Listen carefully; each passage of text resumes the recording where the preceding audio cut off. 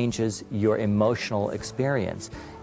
Just the color of something and changing quickly can alter how you feel. It can make something very energetic if the lights change quickly.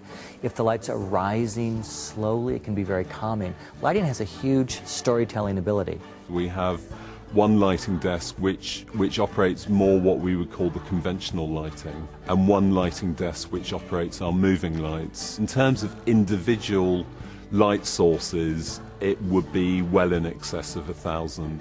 The importance of lighting in The Lion King is never more evident than in the show's opening sequence, Circle of Life. We start off with a sort of a misty, rather darker background. We fill the stage with smoke to create that early morning effect. And then in sequence, the clouds lift, and as they're lifting, the sun is rising, and with that, the lighting adapts. The audience actually sees these battens with the silk rising, and the sheer movement makes it shimmer. So we go, oh my God, it's like the sun over the desert. That is the absolute essence of the power of theater, which is that you animate an inanimate object and you bring life into it. When you take the scenery and the lighting and the costumes and you put them all together in the Circle of Life, all those elements can be all pulled apart and thought about, but it's the impression they all make together. In addition to the innovative theatrical techniques that have made The Lion King such a success, it's the realisation on stage of the characters that people know and love from the film that ensures that this universal story continues to connect with people around the world. He is a diverse character. That's what Simba is. He's just a restless wanderer. He's just wandering around, jumping around, trying to find a better place, because he's traveling through the jungle with Timon and Pumbaa. So he's putting on this front of, you know, I'm energetic, I'm young, I'm just going to have fun with you guys. But at the same time, he's got a lot of emotional baggage. It's not until Simba's able to open himself to what his father taught him all those years ago that he's able to complete his journey into manhood and into becoming the king he's meant to be. When Nala shows up in the picture, that's when he has to really face the fact that, you know, things happened in his past that he really, really needs to confront. I like to describe Nala as the king. She is the king. She has to take over the role of king because Scar can't do it. She sees what happens to all of the Pride Lands and what it's going to be under the dictatorship of Scar. At that moment, at 10 years old, she needs to grow up and she needs to be the person that's going to speak up for her people. She thinks Simba is dead, and then Scar decides that she should be his queen, and so she feels she must flee and leave. Nothing she's doing is negative, especially at the end of Shadowlands. She's saying the words Giza Buyaba, which means I will return.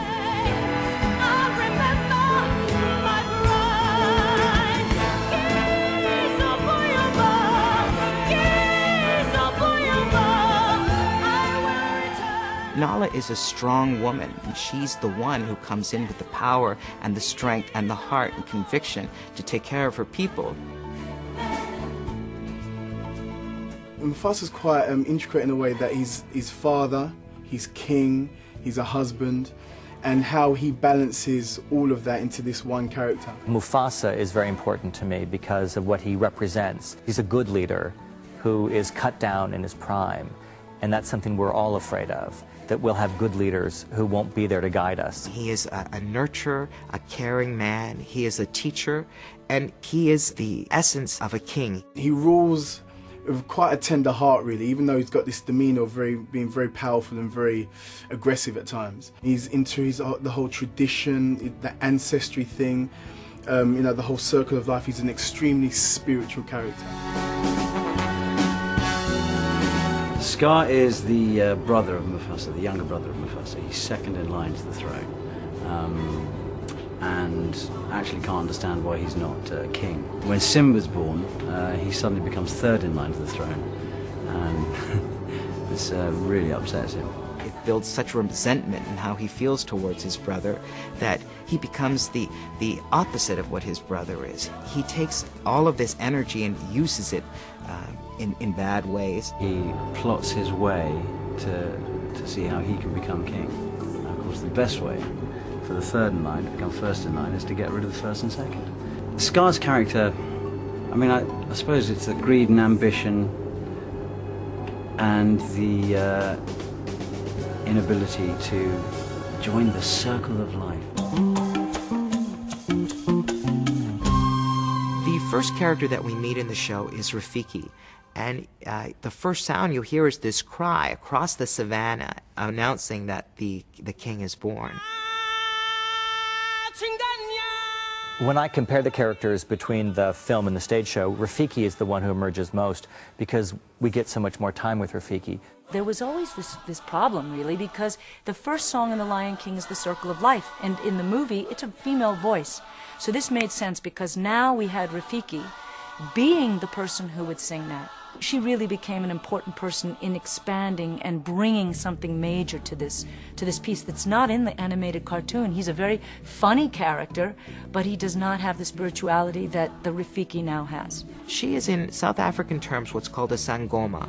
And a sangoma is able to interpret things from the past and is able to see the future and is able to heal and is able to guide spiritually for the community. In the community, they're the ones who help people to realize that even when someone died in the family, you don't forget about the person. You always remember that person. You can ask things, and we believe that they will help us back. I love Rafiki because she has a crazy wisdom. We don't always understand why she's telling us what she's telling us, but it does add up. She helps Simba realize his role in the Pride Rock. She's the one that really opens his eyes as to what he needs to do to become the man he's meant to be. By having South African actresses play Rafiki, we get a much richer cultural view of the African element coming into the show, and we get a sense of their culture, and we hear their language.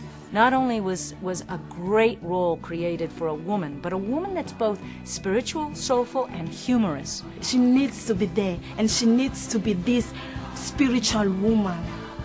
This Sangoma, the real Sangoma.